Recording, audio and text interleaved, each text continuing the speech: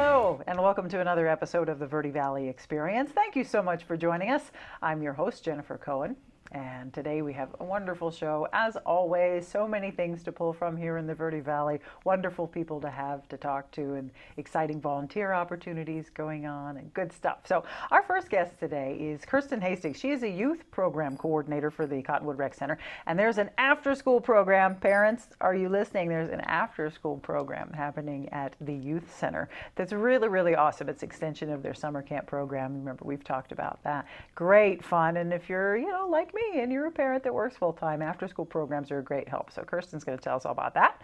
And then we'll have the Robs, Rob Zubek and Rob Faberwitz. They are co-owners and operators of All in the Polish Detailing Service.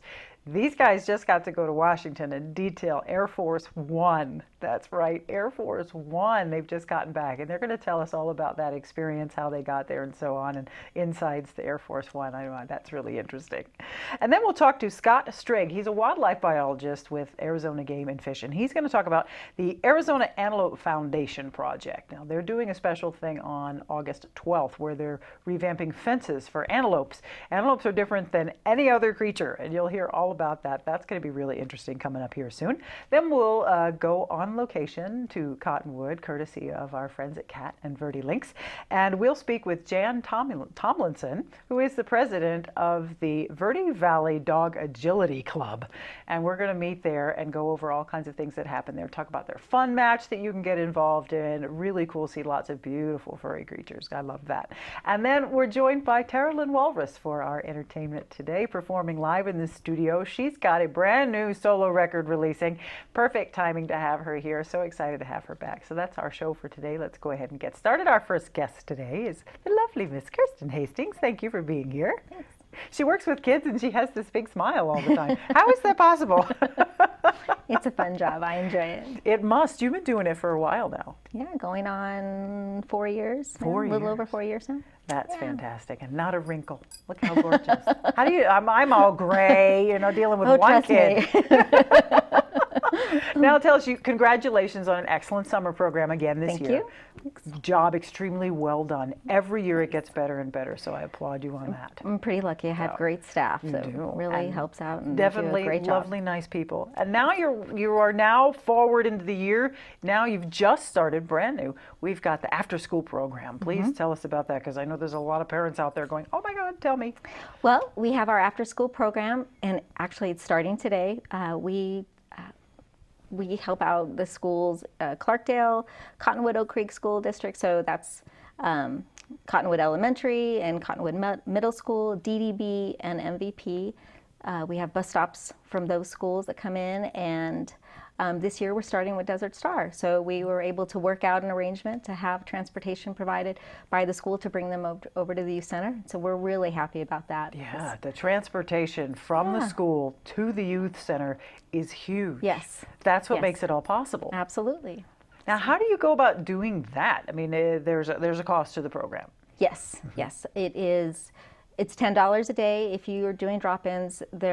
If you purchase more days, a punch card, there's a price break as you go up. Nice. But it works out well. When people can buy that all in advance and then they don't expire, you don't have to use the days consecutively. So it helps out. And then, if there are parents that maybe they only need 1 day a week, that's great. Kids can come and enjoy the other kids and the other projects and things that we have going on, activities. Good. So it's good. So it's flexible. That's Absolutely. Nice to know. It's not you signed up Monday through Friday and you better show up. It's not like that. Exactly. It is, oh my gosh, I need help on Tuesday. Right. And Tuesday, great. Now, well, Wednesdays also, because they're early release, and Fridays for some schools. Half days. So I align my schedule with the schools that we accommodate, just to make it all possible. Wow. And then we're also open on school holidays. Basically, if school's out, we're open, except for the weekends. Oh, God bless you. Yeah. Well, there are parents in the Verde Valley that they need a place to take their kids, and so we try to be there for them. Absolutely. And provide a safe environment where the kids can have fun and do fun stuff. So. And that's it. It is fun. You guys do crafts. Yep. Games of all sorts. Of course, there's homework time. Now we're talking about after school, so there is homework time. Yes, yes. So we allot about an hour to do homework, help out the kids if they need it, if they have any questions and they're stuck. Yeah. So it works out well, and then We've got all the area there with the Old Town Activity Park, so we play lots of games out there, and of course all the games inside the youth center, the air hockey and the ping pong and the foosball and everything to keep them entertained and happy. So that's our job, keeping them happy. That's great. And the youth center is quite lovely. Yes, it's a great location. You're located there on North Main, right there behind the old Civic Center. Yes, yes. 215 East Pima is the actual address, but yeah, we're right there in Old Town. Right next to the park. It's perfect. So if you know where the farmers market is held, then we're right there. So there you go. So easy pickup for parents later on, lots of parking, easy in, easy out kind of thing. So that's, now, do you provide any snack of any sort for the We do. school? We have a snack that we provide every day in the afternoon, and when we're open all day, we provide lunch and snack too. So that works out. It's a little bit different cost on the full days, but you know, it's well, sure. And even at the after school being $10 if it's full fare, $10. I mean, you figure, you know, you're looking at least 2 hours of time for your kid there. That's $5 an hour. You can't get a babysitter for that. You can't pay somebody to pick up your child and drop them off someplace else for that. So it's just an amazing bang for the buck. And then your child is still learning and still growing and able to you know, hang out with their peers, so to speak, and make new friends. Yeah, absolutely. And that's what's nice. You know, you've got kids coming from different schools like Desert Star, Clarkdale, and CES. You know, all these kids, you know, they don't necessarily have the opportunity to meet kids from these schools because they don't go there. They don't attend those schools. So it works out nicely. And that's true. We do. We all run such small circles right now.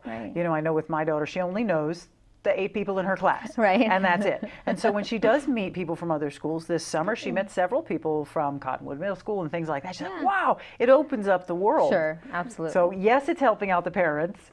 Yes, it's incredibly reasonable and an incredible value, but it's also allowing the kids experiences other than, you know, sitting at home watching TV by themselves or sitting in the lobby of your workplace or at the desk next to you going home now, going home now.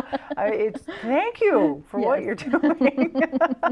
I understand that completely. So that's great. So they need to sign up, obviously. They need to get their punch card. How do they do this? So the best thing to do would be to either come to the youth center. We have an application form that you would fill out, and if for some reason the parents aren't able to get there before we close, they can always go to the rec center too, and the front desk can help them out with that. They can make a payment at that point, fill out their application, and everything's good to go. Very good. Yeah, and if they have any questions, they can also email me or call at the youth center too. Yep, absolutely. 928-639-3200. Do you want to put your extension out there? 3233. I'm sorry, 3223. 3223. 3223. Extension 3223. Great. So if I wanted to buy one of those punch cards, would I go to the rec center or would I go to the youth center to do Either so? one. Either one. Okay. And either place will take payment. Absolutely. Now, once the paperwork is filled out, do I have to let you know ahead of time that my child is coming? No. No. Okay, so we can just pop in. Yep. Anytime you punch the card, there you go. A lot of times I don't necessarily know what kids are coming on that day. I mean, we kind of get into where we understand, okay, this child comes every Wednesday, you know, to expect them. But there are times when kids will show up just, you know, we weren't necessarily expecting, but that's all, it's all part of the gig, you know. I mean, they're there and we're there and they're there to have fun. So. Well, great. Yeah. Now, do you have a limit to how many students you can have registered? We cap the program at 40, but we're not at that point right now. Currently, we have about 20, 25 not kids. Bad. Well, half is pretty good at the beginning of the year. And now that the word's out, warning, there's only like 20 spaces left. By the time you get to your car, your cell phone will be full of messages going, you've got to come in, we got all these calls. So it's a wonderful, wonderful program. This is not the first year you've done this, is it? No, this is our 3rd year. So since we've moved over to the youth center. And, you know, unfortunately, not a lot of people know that we're there. So doing programs like this helps me to get the word out to let people know we're there. And, you know, they can, you know, when parents need a place for the kids to go, we're here. Absolutely. So, now, if parents want to come check it out, perhaps bring their kids, say, hey, let's go check out this venue. Absolutely. This is a possibility. Let's see if the child is comfortable with the environment.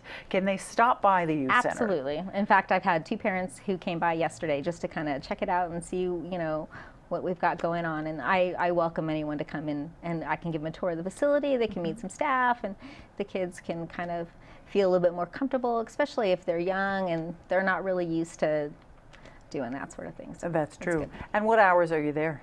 We are open from, basically it's 2 to 6. Wednesdays and Fridays we're open from 1 to 6. All right. Like I said, if school is out, we're open. Okay. So for President's Day, Right. for Martin Luther King Day, for Teacher Labor Day. Holiday, Yes. number 27, Right. you know, random day off for no reason.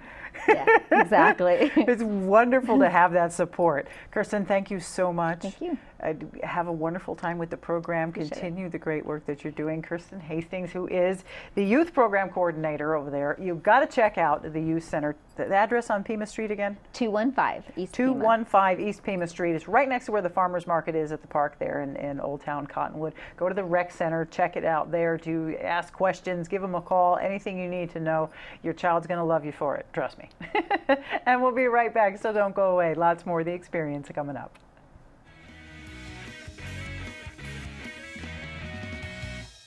The Q102.9 plays all the hits. Yo, what's going on? This is Drizzy Drake. Ariana Grande. Maroon 5. This is Rihanna. I'm Shawn Mendes. Hey, it's Bruno Mars. Ed Sheeran. What's up, guys? It's Justin Bieber. You're listening to The Weeknd. Start your day with Brian James in the morning. You'll get at least 10 songs in a row during your ride home with Julie Page. Zach Sang Show. Catch the Zach Sang Show weeknights 7 to midnight. And Kelly Fox weekends on your home for hit music. The Q102.9 and 104.9 in Prescott and Cottonwood. Papa!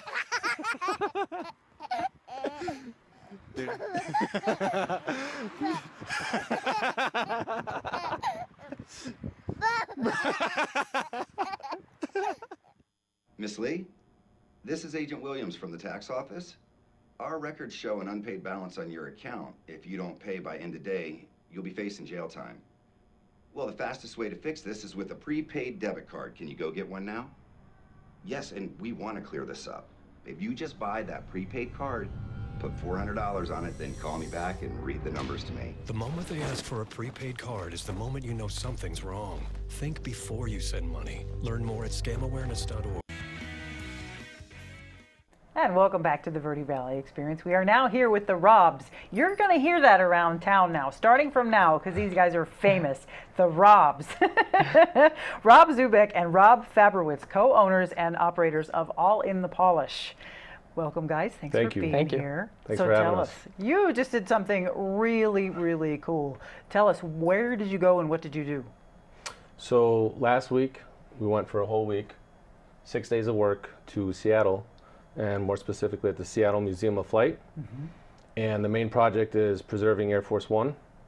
And we also did, how many other planes was it? 16 other planes. So a total of Wow. 16 planes that are all under a pavilion now. So Air Force One is the main project. There was other planes that we had to restore. One of them Rob put in a lot of time on is a B-29 bomber. Yeah, We B-29 believe bomber. there's only two in existence, and that's one of them. A 747, the first 747. We're doing some engine and bright work. We have pictures of that later. The Concorde, there's a Concorde plane there. One of the prototypes for the 787 Dreamliner. So it's the a new Boeing's aircraft. newest plane. And some of his maintenance, keeping them looking good and shiny for people to come and enjoy when they come to the museum. But also, again, the main thing is preserving. So there's always work every year on those planes. Wow, I bet. Now, how did you get the job, Rob? How does that come about? These good guys from Cottonwood here end up over there. Yeah. Camp Verde. Camp Verde, Camp Verde, excellent. yeah. Well, we're members of a group called the Detail Mafia. Right. And every member of the Detail Mafia, and the Detailers Network, we call it, goes through a training program. So that's all our common thing is that we all went through training. With Randy Doyle. With Rennie Doyle, so he's the leader. And then we get selected out of that group.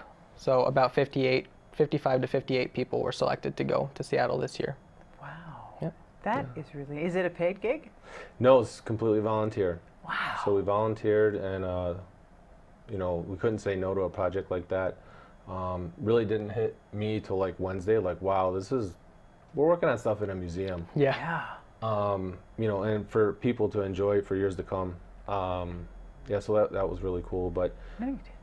How did you get to do that as it was volunteer? I mean, it's not cheap to fly all the way to Seattle and then you stayed for 6 days. How did you pay for your trip? so some of it's out of pocket, and luckily we've had some really, really good sponsors, which we'd like to address later on. Absolutely. But Yeah, sponsors have helped a lot, that's for sure. Yeah, definitely. I bet. So what was one of your fondest memories while you were there? Well, on the first day when I went up on the lift, I was kind of scared, but the minute I touched Air Force One, I was kind of like, my heart kind of just dropped, and I was like, wow, I'm doing this. Yeah. So that's pretty crazy to Must touch be piece history. challenging to do an airplane. I mean, we know it's a car is on the ground. You can kind of reach the middle of the roof from either side. But an airplane, so you had to use like scaffolding and lifts. Scissor lifts, yeah, and boom lifts. To get used to heights. Yeah. Very tall. Wow. So, my fondest memory would definitely be polishing, of course, putting a pad on Air Force One, because of course it's historic value, but really working with the group of guys and gals. There's lady detailers out there too, working all week. Just the camaraderie with everybody. You're with a bunch of like-minded people. So. Right, we're all in the same group, all on the same team, doing what we do, loving what we do. So that was really, really cool. And getting to know more guys on our team that we've only known through our forum that's closed only to us. So building relationships, and then of course project work and metal work. Metal work was dirty, but it's there's an exact science to getting it looking right, because you have 10 different people working in one spot. Right. It's very synchronized. Yes, exactly. It has to be the same, otherwise it'll look different. Yeah, right. If you polish this way and they polish that way, you've got different patterns, and it's all ruined. So even further learning, and just it was awesome. The whole experience was awesome. Wow, I bet. Now, what Air Force One are we talking about? Which one was that? So this was the first Air Force One jet, so 707. They call it SAM 970, so it's Special Air Missions. Oh, neat. And I think the first president that flew on it was Eisenhower. Yep. Eisenhower. Very cool. Kennedy. Yep. Wow. Did you get to go inside? Yes. You did? Yeah. Very cool. All the planes you can walk inside. So yeah, they're pretty much exhibits. We had to sneak in a little bit. Yeah. Because there was so much work. I mean, literally till Saturday, 5, 6 o'clock, we were working, finishing up the jets further down the line. But yeah, we snuck in a couple of them. Had some time to do that in the morning, so it was really cool. Excellent. Airplanes are very cool. Now, do you treat an airplane different than you treat a vehicle, a car? Well, with an airplane, you have to be very careful with it still. All the sensors on the exterior, plus these are exhibits, so people are walking around them all day. You got to be very careful. The paint on an airplane it's tougher, of course, because it's flying, but we still treat them. We still got to be careful, and we still got to watch what we're doing. And just can't do it however. Yeah, especially when polishing on surfaces where you have aluminum surface that's right next to a painted surface. You have to tape that off. You don't want to take and run over onto the painted surface, because the abrasives that you use on aluminum are very harsh. To be able to abrade the aluminum to get that shiny, that gloss that we're all looking for. So you can't run that on the paint. So you got to pay attention. It's definitely, and then after you do it for hours and hours, you got to stay focused, because it takes a long time to polish. I bet you guys got great biceps. We did during last week. We were like, you guys are all buff now. Like for doing that's a lot of square footage of aluminum. It is. With all those planes. Especially on that B-29. Yeah, the B-29 is completely aluminum. So. Ooh, it was the shiny silver kind. Yeah, it's all shiny, and it was very oxidized and stained because it used to be outside. Oh. The plane was done a few years back, but then they wrapped it up to preserve it, but all the moisture and stuff got underneath it, and it just really ruined the finish. So it's a couple-year process. We're going to be working on it again next year. Hopefully we get invited back. Yep. Very good. And it's a continued project. Every year there's something else that we're going to do on a different plane, but Air Force One gets touched every year, and it's kept the shiniest. Oh. Yeah. Okay, so this is a yearly project. Yep. Once a year, the team goes in, cleans up all the airplanes in the museum. Correct. Wow. See, I never thought about that. You see all the shiny things in the museum, and you think there's it's the janitor's job to go and clean and dust and polish. But here, an entire crew, they call in the mafia to come in and polish these things up. That's amazing. Now, with all the, gosh, how long would it take just to do Air Force One? How many hours went into just Air Force One, you think? It was worked on every day of the week. Wow. In bits and sections, yeah. Yeah, so you start off from the top and work your way down, and then there were some people on engines and on the thrusters, and You know, you were on the engine. There's a picture of Rob starting to polish the blue paint right in front of the aluminum on the engine. That would have been my favorite spot. Yeah. Yeah, of course. Cool. Yeah, I was under the engine like this. Oh my gosh. Oh, my neck For an hurts hour. just thinking It about does it. There you are. does Yes. hurt. Your shoulders hurt. No. Oh my gosh. Everything hurts. That's especially when crazy. you're underneath the plane and underneath the wing. Yeah, but then you stand up and look what you're working on, and you're just like, wow. Like that in the picture right there. Yeah. Now tell us, the folks that sent you there, your sponsors, who are we thanking today? All right, So we we'd got- like to thank our local sponsors. Rob's got the list, so we don't miss anybody. 'Cause Yeah. we appreciate them. So VICS, they're out of Camp Verde. Hillside Canine, Glory Bound Publishing, Thanks a Latte, Daryl over there is a good guy. Julie Scott at the Camp Verde Business Alliance. William Thomas Sleep Center right here in Cottonwood. Allegra Printing here in Like Cottonwood. printing, yep, in Cottonwood. And then Copper Canyon Inn in Camp Verde. That's wonderful. So we appreciate them. They graciously sponsored us at different levels, and it made it put a dent into the overall cost of airfare, hotel for 7 days, and food. So we were able to cover a good amount. Very But helpful. still volunteering, you know, we knew we had to take some overhead on that, but that greatly helped us out. So we were really appreciative to them. Well, great. Good And then for some you of our guys. other sponsors here, we got Flex. Those are our polishers, Rennie Doyle's, PNS detailing Supplied all the products. Supplied our great. products. Buff and Shine supplied all the pads that we used on a plane. Wow. And then the Rag Rag Company out of Idaho, they supplied all the microfiber towels. And it's a lot We of went through towels. Hundreds and hundreds God, I of microfiber bet. towels. Yeah, it was very, very well orchestrated. Unbelievable. You know, we broke up into teams. We had team leaders, group leaders, and stuff like great. that. And all the sponsors made it possible. They fed us too. Thank you guys, because we're a hungry God. group. Thank you for feeding them. Oh my gosh. Yeah. Well, guys, thanks for being here. Thanks for telling us your story and sharing those beautiful photographs. It's really exciting Thank to you for having hear us. how you're helping you. with history and doing your business at the same time. So good work. So, all right, we got some team members from the Air Force One detailing team here, the Robs from All in the Polish. You can check out allinthepolish.com. You want some information, check out allinthepolish.com. And we'll be right back with more of the experience, so don't go away. The Q102.9 plays all the hits. Yo, what's going on? This is Drizzy Drake. Ariana Grande. Maroon 5. This is Rihanna. I'm Shawn Mendes. Hey, it's Bruno Mars. Ed Sheeran. What's up, guys? It's Justin Bieber. You're listening to The Weeknd. Start your day with Brian James in the morning.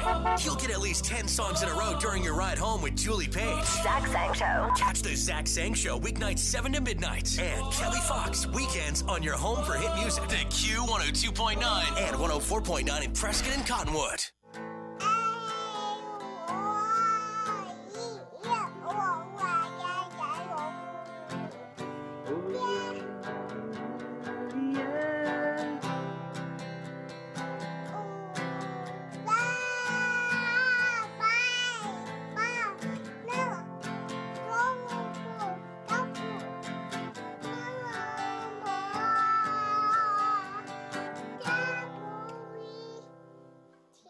Orkin has pest control down to a science. When your business chooses Orkin's Precision Protection Program, you get a tailored pest control program for your specific industry and environment. Your business can benefit from over a century of experience, training, and scientific knowledge that define the Orkin man. Maximum protection, minimum exposure, backed by one of the industry's most comprehensive guarantees. Choose your locally owned and operated Northern Arizona Orkin and get more than an exterminator. Get an expert. And welcome back to the Verde Valley Experience. We're now here with Scott Strague, who is a wildlife biologist and a member of the Arizona Game and Fish Department, here to talk about the Arizona Antelope Foundation project that they're doing. Now, who knew that there was a foundation for Arizona antelope? Did you know there was antelope in Arizona? There's another thing. Some people don't know. I've seen them. They're here. I think it's awesome. We have quite a few, yeah. Well, how many do you think we have? I mean, roughly, what are we looking at herd-wise? Boy, I think around 2002, we had about 8,000, I think, 7,000 to 8,000 pronghorn in Arizona. I'm not sure what the trend is right now. Right. Gosh, they just have one a year usually? Actually, they have twins, typically. Wow. Yeah, and if they, depending on how good the year is in that area, both twins may survive. And so they can grow and they can shrink relatively quickly, depending on how good everything is How going. interesting. Imagine that, having twins every time. Well, good for them. Go antelope mommies. So they're really interesting creatures. They're very different than anything else that we think. Now tell us why this project needs to be done. You guys are modifying fences, is that correct? Sure, we are. A lot of wildlife can have difficulty getting across fences. Deer and elk and even bighorn sheep will typically go over things like pasture fences. And we have lots and lots of pasture fences in Arizona. Pronghorn have a little bit more difficulty with it. They tend to go under them. They are capable, I believe, of going over them. I've seen it on occasion, but 98% of the time they're going to try and go under the fence. And so that means that the range fences that have been built, if that bottom wire, usually there's 4 or 5 strands of barbed wire, and if that bottom strand is too close to the ground, pronghorn trying to move beyond that fence is going to get stuck. They'll actually run back and forth along it. If they're trying to evade something, trying to get away from something, they'll just run back and forth until eventually, hopefully, they find a way through it. But wow. Yeah, so we're going to go in there as we've done in a number of other locations, and we're going to hopefully remove the bottom strand of barbed wire, and we'll replace it with a strand of smooth wire so that it doesn't catch the fur as they're crossing under, and we'll put it at a height of about 16 to 20 inches, depending on where it is we're actually doing the work. So the antelope come up and they drop to their knees in front of the fence? Yeah, pretty much, yeah. And then scooch underneath? Yep, exactly. And so you'll see, you may see a big herd of 20 to 30 or even more on occasion. They'll all bottle up right at the fence, and they'll wait as one after the other goes under the fence. Wow. It's a unique sight. I bet it's if you see too. deer and elk doing it, they'll cross in a number of locations, all at once. And this corridor, the summer movement to winter movement corridor, is that what we're working on here? Essentially, yes, although we don't have quite as well of an established migration route that we've seen in other parts of the country. And up in Wyoming, there's very extensive 100-mile long migration route for a pronghorn. In Arizona, what we've seen so far from the data that we've collected, there's more short distance movements from higher elevations down to lower elevations, depending on the seasonality.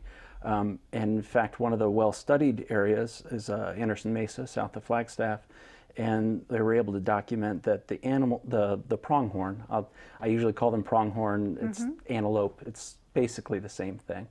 But the pronghorn would go off of the mesa with the first snow, and then they'll come back up onto the mesa when the snows melt. And so they may go down and back a few times during the course of a winter, depending on how strenuous that season is. Oh, sure, I bet. Now, for this specific project, you guys are working in Government Prairie, which is between Williams and Flagstaff. Yep. And you're looking for some volunteers still for this particular absolutely. project? We welcome as many volunteers as we can get. There's lots and lots of fences out there to be modified. And this is, an ongoing effort. It's one piece of a puzzle that we've been working on for several years. We're really looking at a landscape level project. We're trying to open up the connectivity across that whole area north of Interstate 40, from the Navajo tribal lands to the east, across State Route 64 to the west. And so this is one little piece in there that'll help make the population more robust and adaptable to things like weather, things like climate shifts and vegetation shifts based on the climate changes. Right, absolutely. Allow it easier to move over, from one place to another. So this particular event, it starts on the 11th, August 11th. Everybody meets and there's camping involved. Yep. There's a camping space. And dinner is supplied on the 11th. And then on the 12th, that's when the work begins. That's right. Yep. So hard work all day, but you're provided breakfast and dinner. Yep, and they do a great job of feeding us. Oh, hey, that's always good. And then everybody can, yay, on the night of the 12th, and on the 13th, everybody, oh, nice to meet you, and goes home. So it's a nice weekend project. Families, it's very family friendly. Absolutely. So I'm told. And it sounds like a great time to me. It's a blast. It's a lot of fun, and you feel good at the end of the day having done something for wildlife. Oh, absolutely, absolutely. Now, you know, as a wildlife biologist, you don't specialize in just antelopes. You have all kinds of things going on. The projects I've specialized in for the last 10 years or so have all had to do with that connectivity, with getting animals, facilitating animal movements. We've done most of it relative to roadways. So I've worked on a lot of the elk projects and bighorn sheep projects, pronghorn and deer as well. Those have been the focal species that I've worked with the most. We put a lot of collars on those animals and look at their movements. We've got collars out there right now that will be able, on pronghorn, that will be able to evaluate how well these fence modifications worked. So we'll be able to see if the pronghorn are able to cross those fences a lot easier now than they were prior to, or I'm sorry, we'll see if they're able to cross the fences easier after we do the modification, relative to before. Well, gosh, I would think so. Yeah, for sure. Yeah, and It sounds easier to me. we've seen some initial data coming back that suggests that's the case. Well, excellent. So we're excited. I'm sure if they could say thank you, they would. Yep.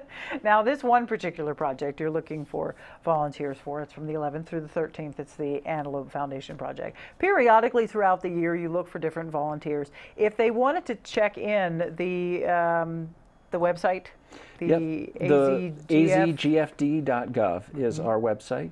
And there is a volunteer section in there. I can't rattle off, unfortunately, the exact URL for the volunteer section.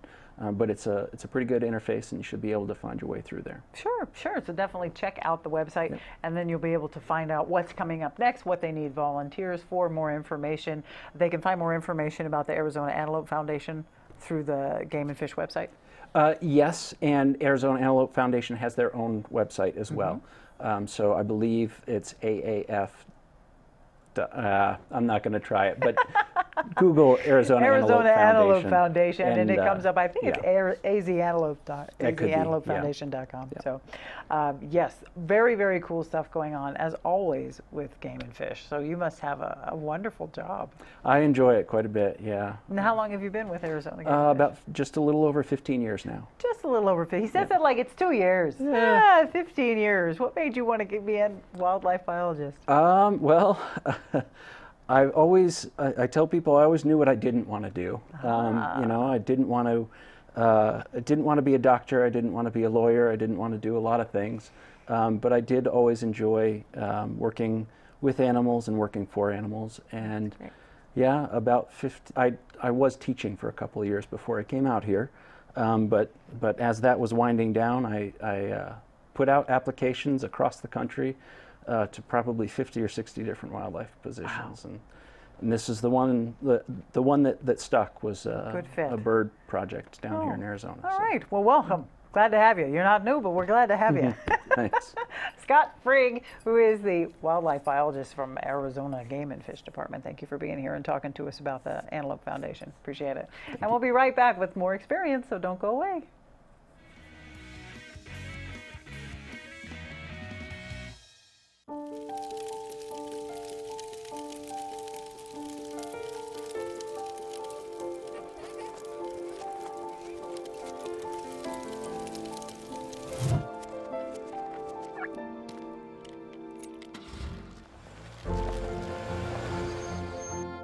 Did you know parking over tall, dry grass can spark a wildfire? Only you can prevent wildfires. Miss Lee, this is Agent Williams from the tax office. Our records show an unpaid balance on your account. If you don't pay by end of day, you'll be facing jail time. Well, the fastest way to fix this is with a prepaid debit card. Can you go get one now? Yes, and we want to clear this up. If you just buy that prepaid card, put $400 on it, then call me back and read the numbers to me. The moment they ask for a prepaid card is the moment you know something's wrong. Think before you send money. Learn more at scamowareness.org.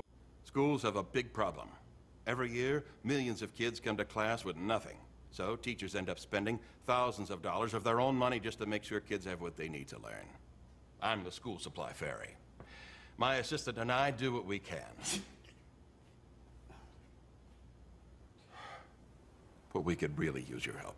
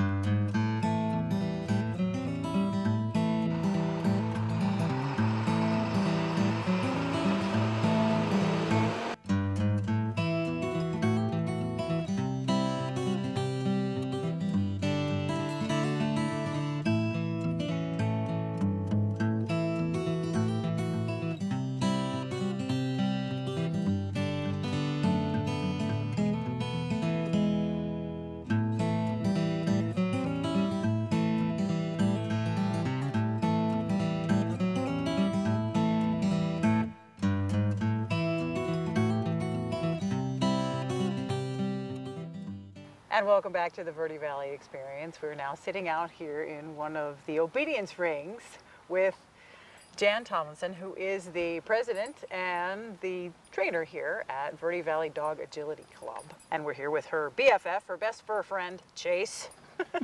Tell us about what you do at the club here, Jan. First of all, I'm president of the club, and I teach obedience classes from beginning through advanced.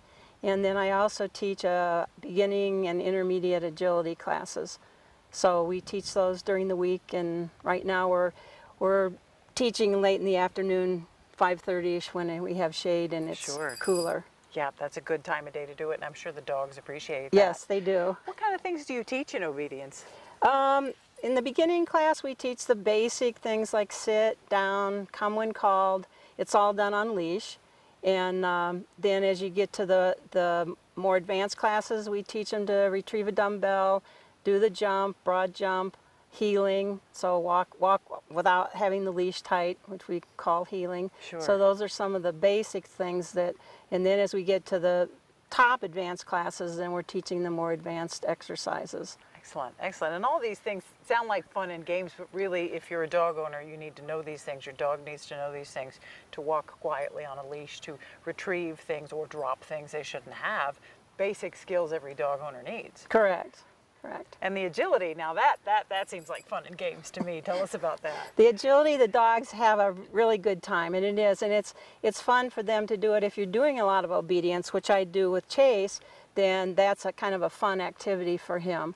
And they learn all the equipment, they learn the teeter-totter, the A-frame, the dog walk, they learn the various kinds of jumps. So there are a lot of different things and it's just a fun activity to do with your dog. Absolutely, and it creates a nice bonding experience with the dog and the owner as well, which then leads to even greater obedience, which is a really good thing. Correct. Are there specific breeds that are better at agility? Not really. I mean, I have a lot of mixed breed of rescue dogs that do agility. I have little Chihuahuas that can do agility. We have all sizes and all breeds of dogs. So most any dog can do agility and or obedience. Well, there you go. And it's good exercise for the owner too. Yes, it is very good exercise for the owner. What's one of the basic things that you do in agility? What do you teach first? Well, I teach my beginning agility class, I teach on leash. So the dogs, are on leash as they do it. And basically, I'm teaching them the equipment. Oh, and the tunnels. I forgot about tunnels because they love to go through the tunnels. Yes. So I'm teaching the basic pieces of equipment, but doing it on leash. Low dog walk, which we have over here in the other ring. And then as they graduate to an intermediate class, then they're off leash, and then we start doing little segments and then finally running a whole course. Nice, nice. So you do classes for people who aren't involved in the club, is that correct? Correct, yes. And you also do these really fun things if you're in the club. What do you do for the folks that are in the club? Well, the folks that are in the club, I mean, they participate in the club activities. We have down. Good boy, Chase. Good. We have, potlucks and we get together for a Christmas party. And then they have access to the property here where they can come over and practice on their own without being in a class. But you have to be a club member in order to do that. All right. Well, that's very cool. That's very cool. And you can check out the website. The website is really great. We said it was Verde Valley agilityclub.com. Yes, Correct. All kinds of information there about Jan, about the programs and the dogs, and then all the different mashups and mix-ups that you guys do every so often, and of course the events. You've got a couple of events coming up that your students are going to be in? Yes, we do, and they don't even have to be club members to do. Every month we sponsor what's called a fun match.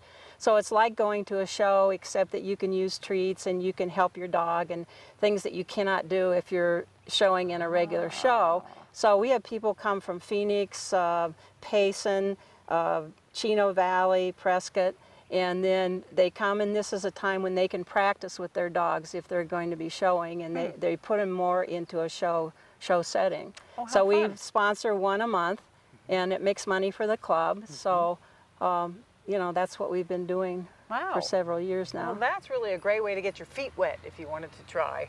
Or they can come and they can come in and observe if they just are interested in seeing what the different classes look like, because we have sponsor all the different classes from beginning up through advanced, and that way they can see what's required at each level. Oh, that's true too. Now, if you want to come and watch one of the fun matches, do you have to RSVP?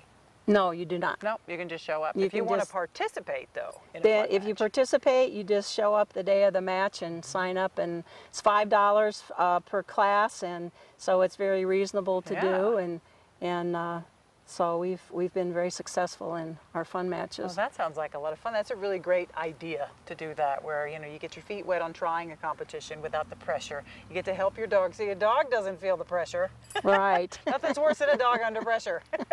And I have club members who judge the classes and been very loyal in judging, and they're very good at it. So. Well, great. Yeah. Well, thanks, Jan. This is a really wonderful thing you guys are doing out here, and I bet the fun matches are an absolute scream. Check out VerdeValleyAgilityClub.com. Check out Jan, what she's doing here with the agility and obedience, and say hello to Chase and all that good stuff. And check out one of the fun matches. It sounds like fun to me. We'll be right back with more of the experience, so don't go away.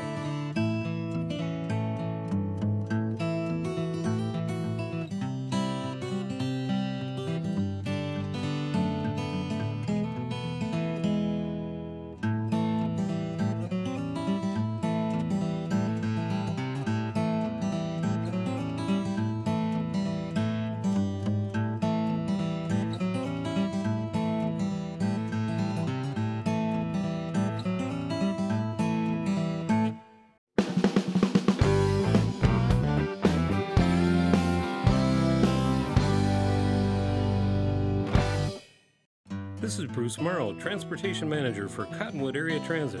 Remember, we cover the entire Verde Valley and Sedona. Cottonwood Area Transit has you covered wherever you want to ride in the Verde Valley, all day, every day. Take Cottonwood Area Transit through Clarkdale, Verde Village, and from 26 locations in Cottonwood.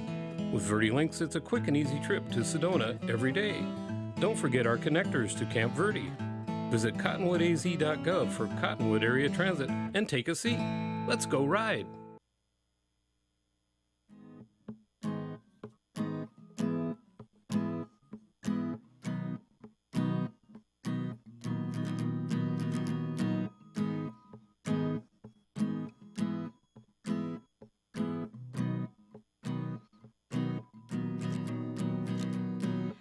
I am a lion, and I just shake it off with my shiny mane. Yeah, I've got sharp teeth. I'm not afraid to show 'em, I'm not cowardly. Quiet, fast, and elegant, won't even know that I have come and gone. But I don't know my own strength. Sometimes things go terribly wrong. You think of me as something for safekeeping. I am unpredictable. A melody you're hearing, but not seeing. I am untamable. I am untamable. I am untamable. And maybe one day I will find some balance, and I will learn to break free from my black and white habits. Until then, I'll just keep running for the stars, with the sun in my eyes and the moon in my heart. 'Cause I'm gonna get it right this time. I've been so good at giving up since that night. But you can't fight fire with fire, I've learned, unless you'd like to sit back and watch the world burn. Alright, alright. It's like when you're playing a set till the band comes back, but everyone kind of clears out after that. Ain't no one got love for the opening band. Smoke a cigarette and stay and dance alike. You and me, we used to be homies, and now you're walking by like you don't even know me. Says La Vie, I guess it goes to show me who my friends are with their love and loyalty. Not trying to start a fight. You got your life and I've got mine, but to say something I have the right. Back in the day we had a good time. Know what you've seen and know what you've heard. I'm just trying to get it into words. Had it all perfect laid out in my head. Something different came out instead. So most of the time I stay quiet. I would speak my mind if you didn't find it surprising. I'm telling the truth, yeah, you should try it. Find it so surprising, I'm telling the truth, yeah, you should try it. Oh, ooh, oh. I am a lion, and I just shake it off with my shiny mane, yeah. I've got sharp teeth. I'm not afraid to show 'em. I'm not cowardly. Ooh, I'm not afraid to show 'em. I'm not cowardly. Ooh.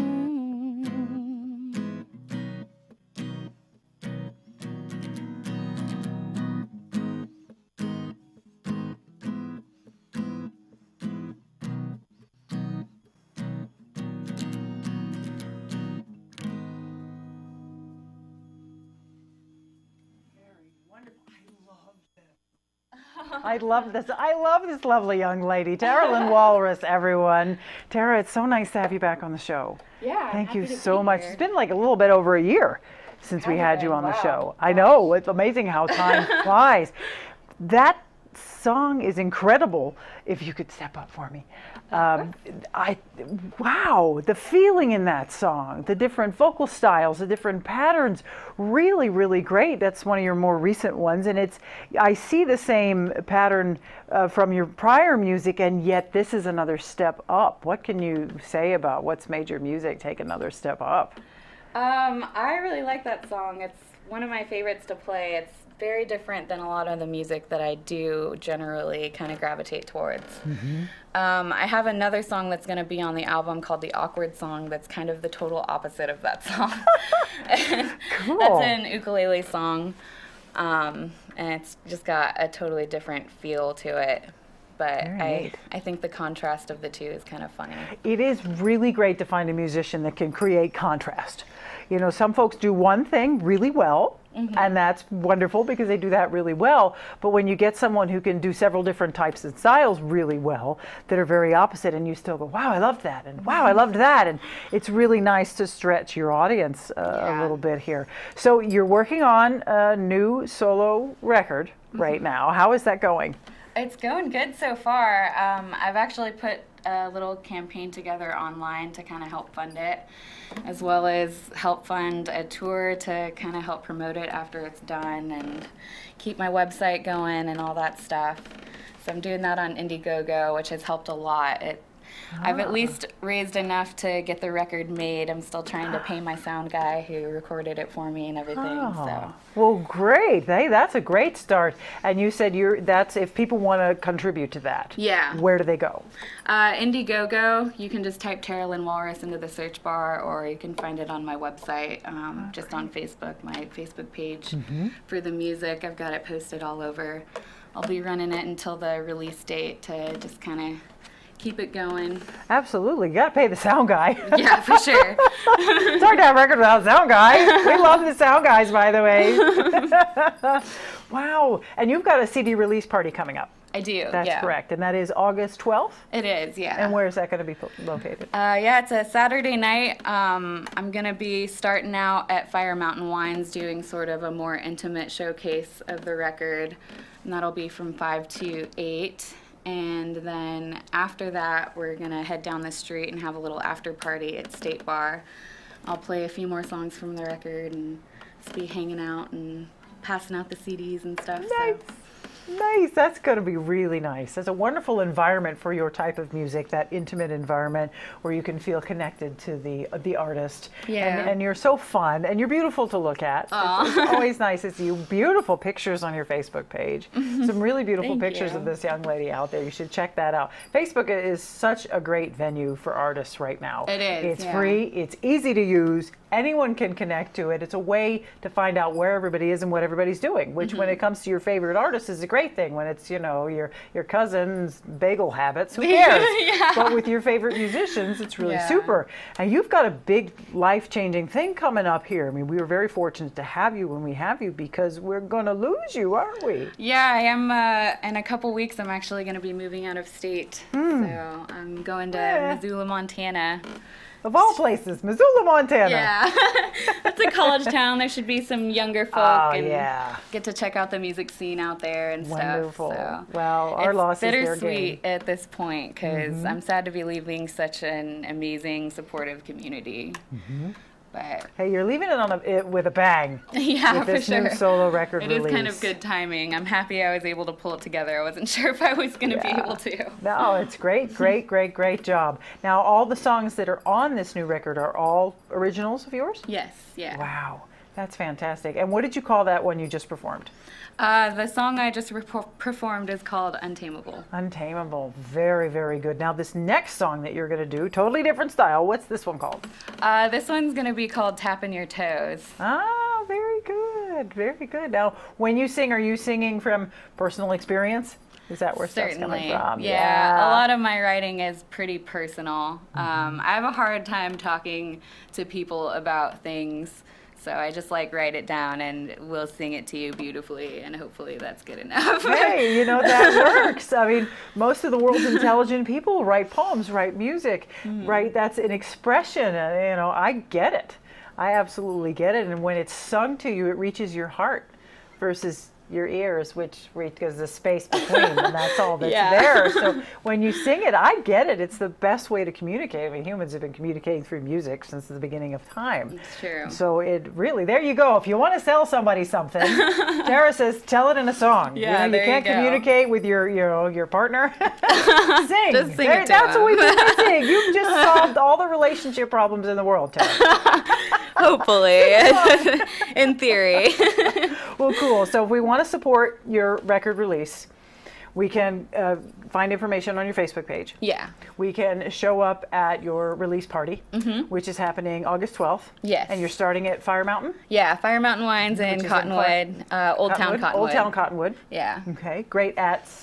That'll be from 5 to 9, and then I'll be heading down to State Bar right up the street and having a little after party there. Excellent. Excellent. So make sure you check out Tara Lynn Walrus. One of your beautiful lady is going places. Unfortunately, she's leaving town. So you want to check her out now. Make sure you get a hold of one of those CDs. I know I want one for sure. I'm going to show up, and it's just so great. I loved that song. That first song, Untamable, was great. I can't wait to hear the next one.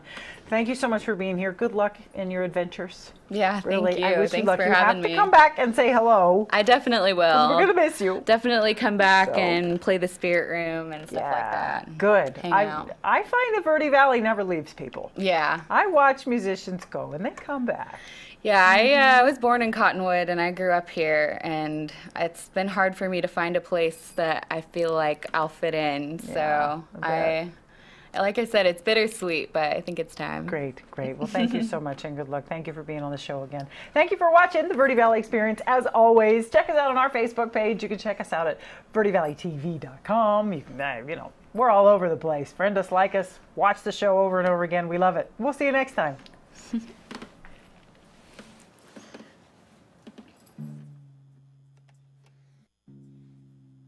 This one is sort of a strange tuning, so bear with me for one moment while I retune my guitar.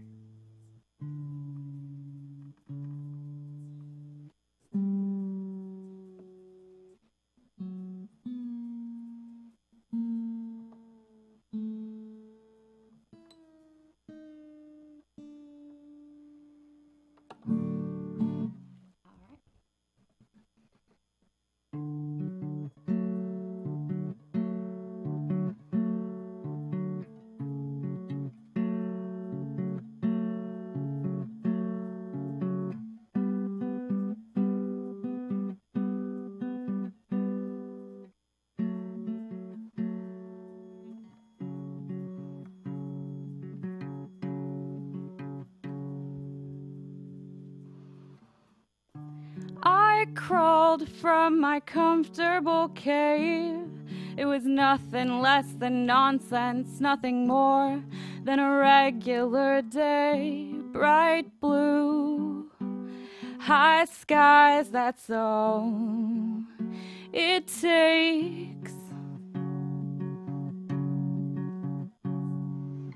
Nothing too peculiar as far as I could see. The world was pretty green, just like I like it. I like it to be. I'm just thinking and enjoying my morning cup of coffee.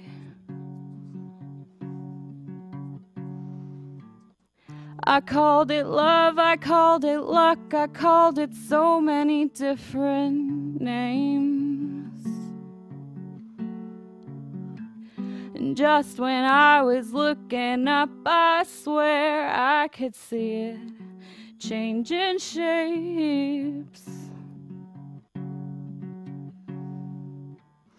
Well, you were dancing, you were tapping your toes. I know you're shy most of the time, so I swear that I won't tell a soul. It could be just between you and me, you know.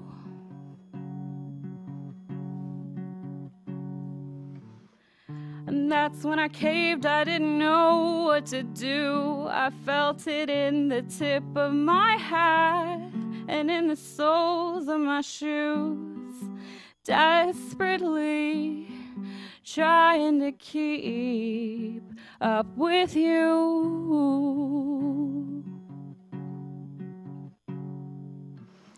Well, I was fooled, yeah, I was really surprised, and now I'm down to the last of my 9 lives.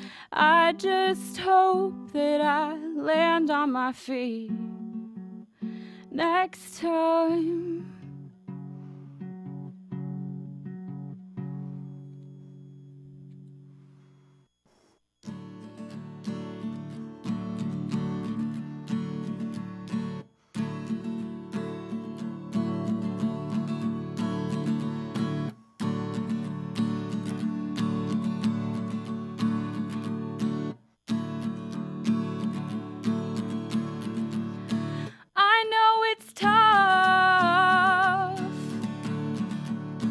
Trying to get it to slow down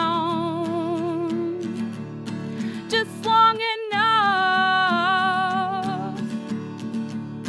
for you to figure it out. What meant the world back then means something so different now. Just try